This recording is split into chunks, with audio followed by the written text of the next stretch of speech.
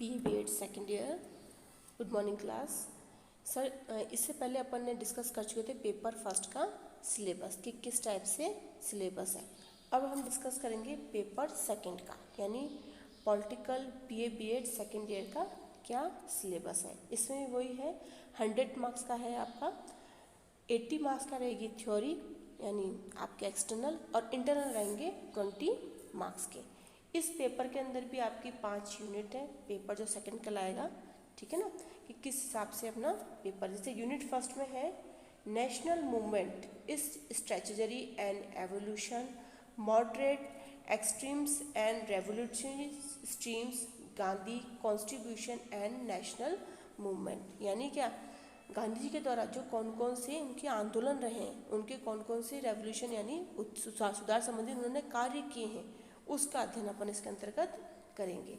फिर है major landmarks in the constitutional history of India, यानी अपने इंडिया की क्या करेंगे, कॉन्स्टिट्यूशनल हिस्ट्री का अध्ययन करेंगे विद स्पेशल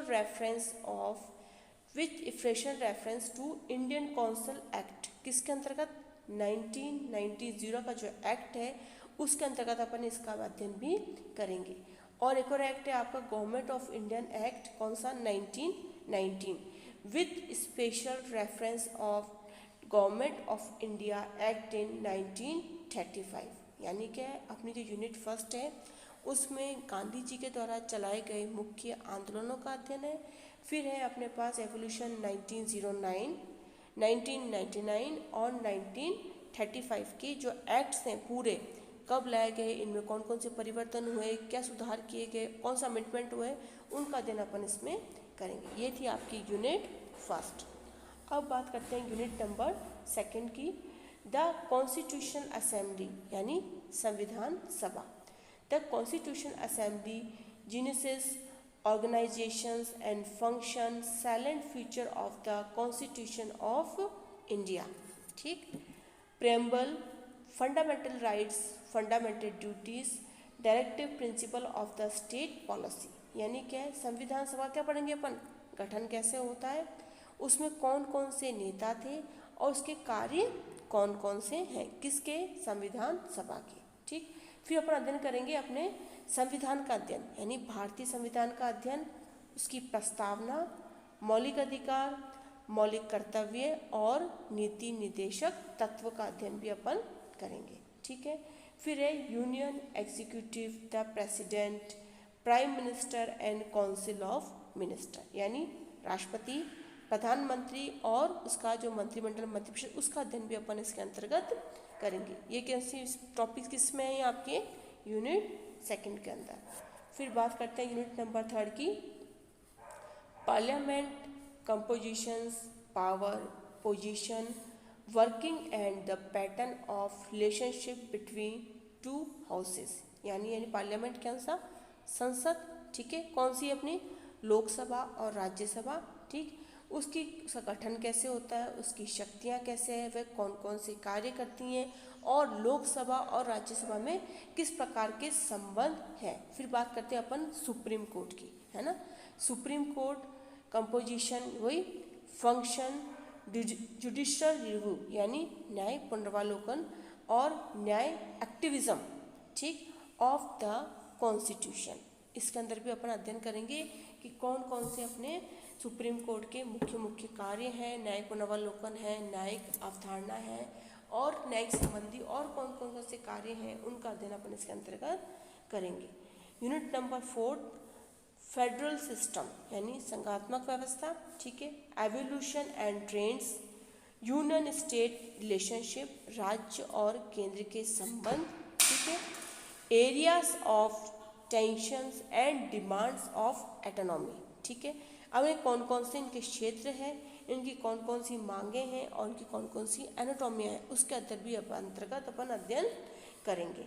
गवर्नर्स, ठीक है, गवर्नर्स की क्या पावर्स हैं, पावर्स एंड रोल, इनकी भूमिका क्या है, गवर्नर्स की पावर्स एंड रोल।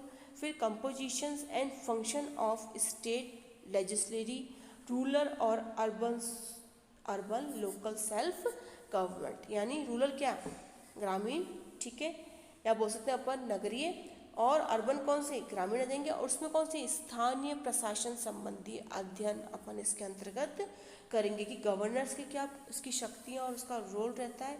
और फिर फंक्शन ऑफ स्टेट लेजिस्लेशन के अंतर्गत ग्रामीण और नगरीय स्थानीय प्रशासन की जो भूमिकाएं हैं उनका अध्ययन अपन करेंगे। फिर आपका यूनिट आपकी 5th है।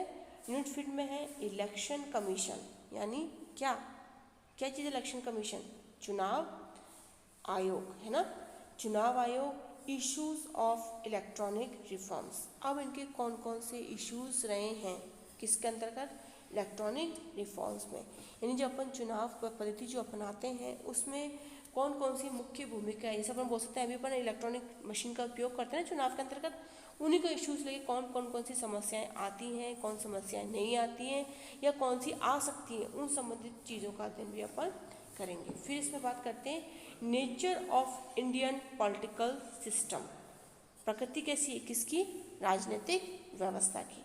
फिर पॉलिटिकल पार्टीज यानी राजनीतिक जो समूह हैं उनकी बात कर सकते हैं। प्रेशर ग्रुप यानी जो दबाव समूह है वो आ जाएंगे। वोटिंग बिहेवियर, वोटिंग यानी चुनाव के जब अपने चुनाव होते हैं तो पर्टिकुलर जो व्यक्ति है, जो जनता है, वो किस वोटिंग बिहेवियर उनका किस प्रकार से रहता है। फिर रिलीजनिज्म मतलब धार्मिक प्रवृत्ति। जेंडर इश्यूज जो आजकल बहुत चल रहा है। फिर पॉवर्टी यानी गरीबी एंड कास्टिज्म यानी जातिवाद को। इन सभी टॉपिक्स को लेकर के अपन बात करेंगे अपने पॉलिटिकल पार्ट पेपर 2 के अंतर्गत कि राजनीतिक व्यवस्था में कौन कौन से ऐसे पार्टी समूह हैं जो अपनी पर्टिकुलर पॉलिटिकल पार्टीज को प्रभावित करते हैं, उनकी कौन सी भूमिका रहती है, वे किस प्रकार से अपना नेतृत्व करने की कोशिश करते हैं, किस रूप से, इनडायरेक्टली रूप के अंतर्गत, ठीक है। फिर उनका जो पर्टिकुलर बिहेविंग है वो अपनी भारतीय जनता है उसको कैसे प्रभावित करता है, ठीक है ना। और अपनी भारतीय जनता पे धार्मिक का, जेंडर इश्यूज का, पॉवर्टी और कास्टिज्म का कौन कौन से प्रभाव हमें देखने को मिलते हैं, इन सभी टॉपिक्स को लेकर के अपन बात करेंगे। आज हमने सिलेबस डिस्कस किया है। नेक्स्ट वीडियो अपने पर्टिकुलर टॉपिक्स को लेते हुए अपन बात करेंगे कौन सा टॉपिक अपन अध्ययन करना चाहेंगे। आज का हमारा वीडियो यहीं समाप्त होता है। Thank you students.